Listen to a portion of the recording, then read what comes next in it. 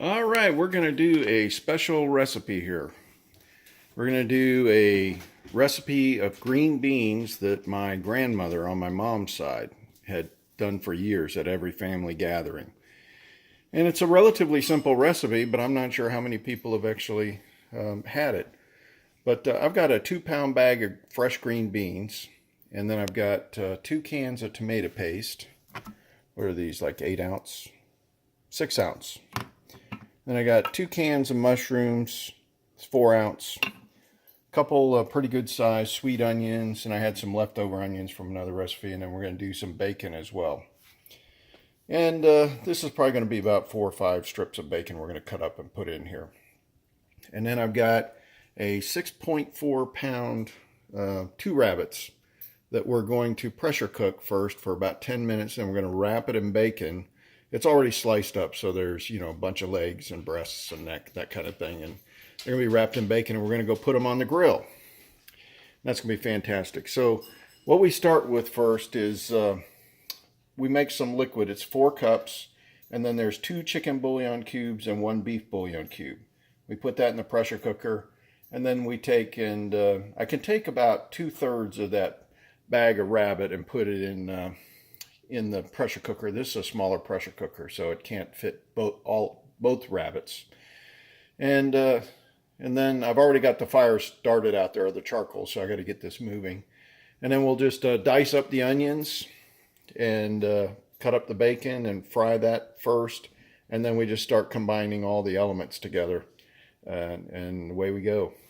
All right, let's pause this and get things going.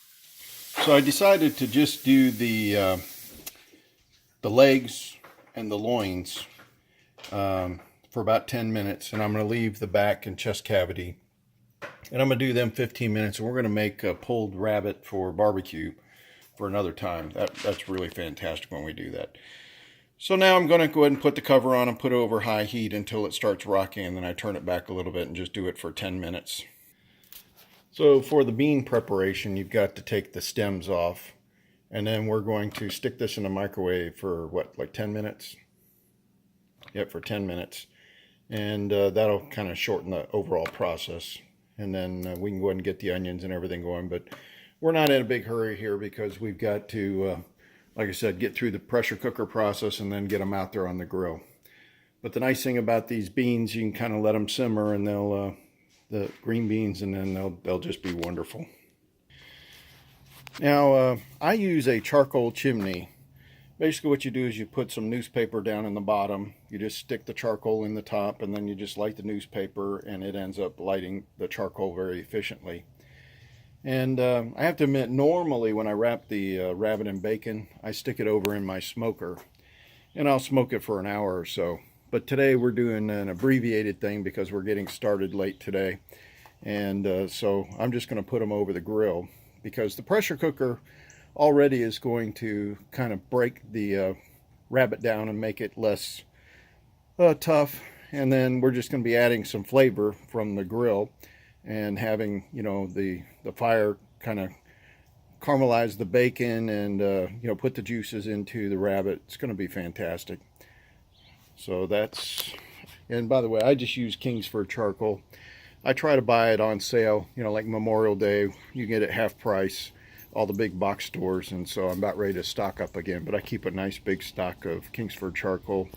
And when I'm in my smoker, I actually have tons of oak, and I have cherry, and I have pecan that I use for my smoker as well. All right, so you can see the onions are kind of coarsely chopped.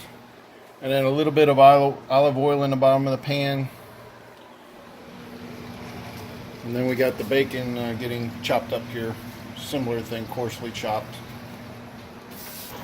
And the green beans are being microwaved on high for 10 minutes with a 1/4 cup of water. While we're dilly-dallying, I thought I'd show you another idea, a good idea for preppers.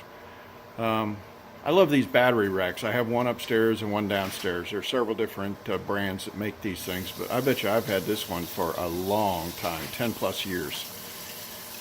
So something to think about. So you can see you got AAA on the top left, then you got AA, middle to the bottom right. Then you got D cells, 9 volts, and then C cells. So this is a great, makes a great gift, right? I kind of recommend everybody get something like this. An astute observer saw that I put a mailbox up on my garden, and I thought I'd show you what's inside here.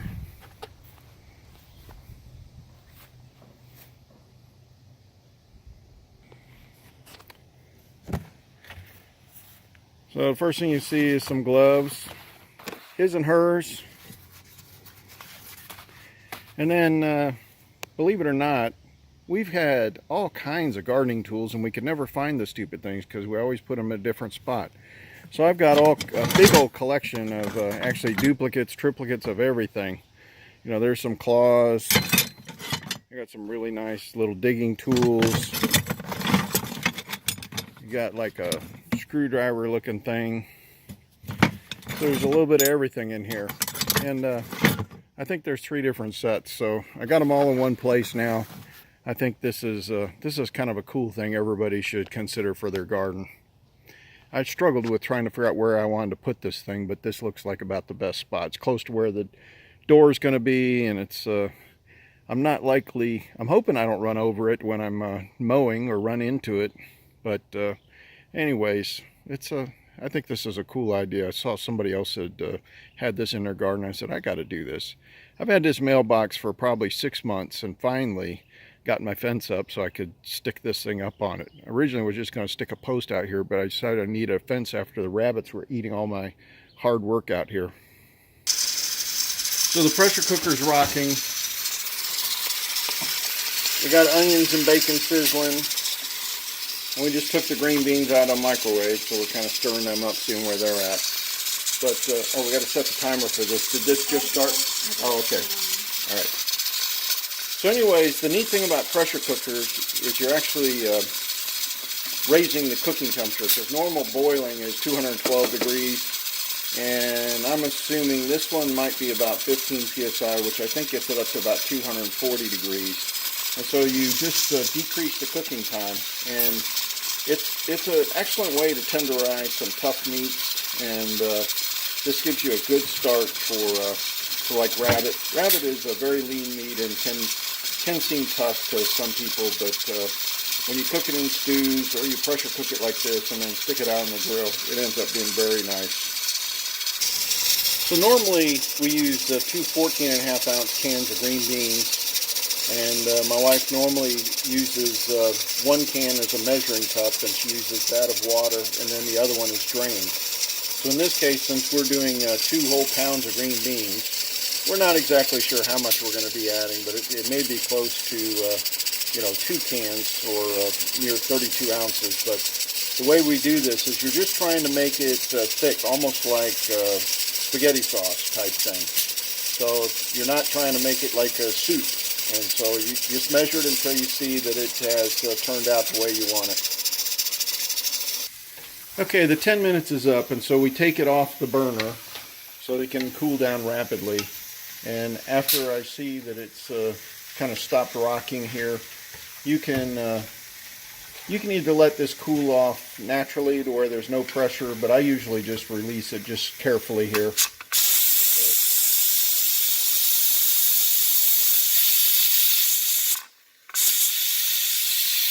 You can stand it up on end if it'll let you. Some of them won't let you do that. They try to make them too safe.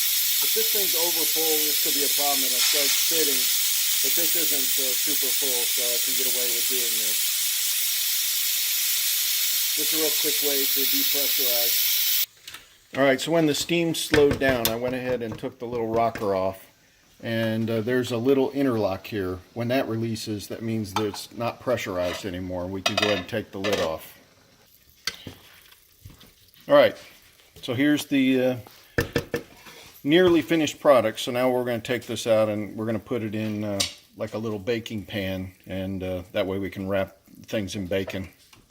So let me tell you, for the back where there's the I forget what they call the back straps and even the chest cavities, we will pressure cook this for 15 to 20 minutes, and then we'll just pull the meat off And I'm telling you right now, it's a cross between chicken and pork, and you make barbecue sandwiches and nobody would even know the difference. It is fantastic.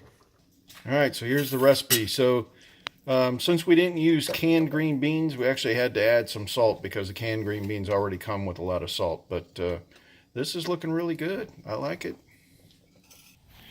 All right, so I'd started my fire a little too early and a lot of my coals were getting kind of dinky. So I just topped it off with some more coals, and that's actually going to give it more smoky flavor anyways. But these are all wrapped up now, and I'm just going to stick them right on the grill. And all we're doing here, the meat's already cooked. We're just trying to now cook the bacon and add the bacon and smoked flavor.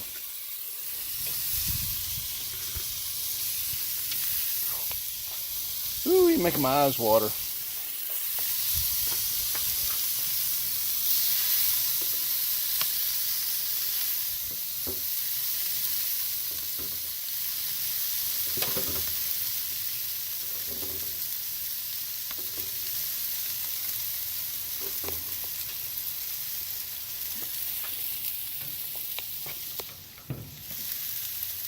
All right, that's what it looks like.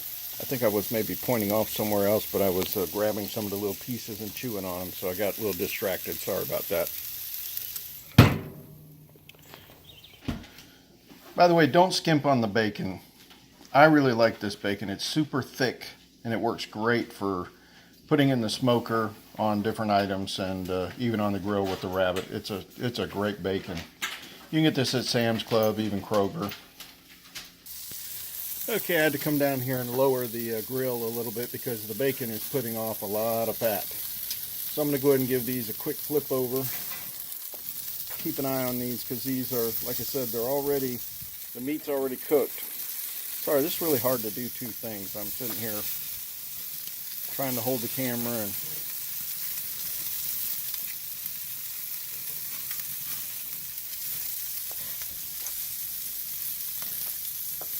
ooh, baby, that smells good. Now, there's nothing to say that you can't go ahead and throw some seasoning on this too. We have this thing called bold chipotle, I think it is. And that would be super good on this, but the bacon alone just gives tons of flavor. I don't know why I got so much of a fire. That bacon is fatty, I guess, which is what you want. I just lost a hunk of bacon. I would have eaten that sucker. Oh, I know what it was. That was one of my pork loins. Or not pork loins, rabbit loins. That's a shame. Must have been caught on the thing. I'm going to leave this open and kind of watch this.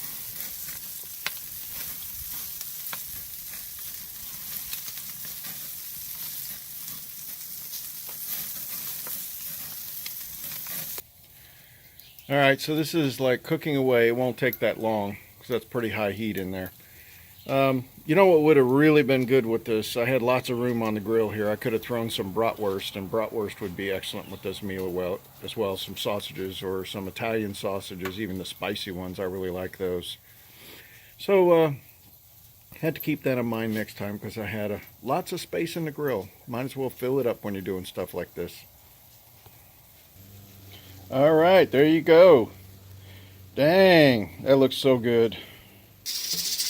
And then there's the final product. Tell you could add yellow rice that I've got on the recipe. That would be great. A baked potato, fully done. Anyways, lots of things you can add with this. This is a complete meal, though. All right, I hope you're doing well. I hope everybody's treating you well. Do the best you can. God bless.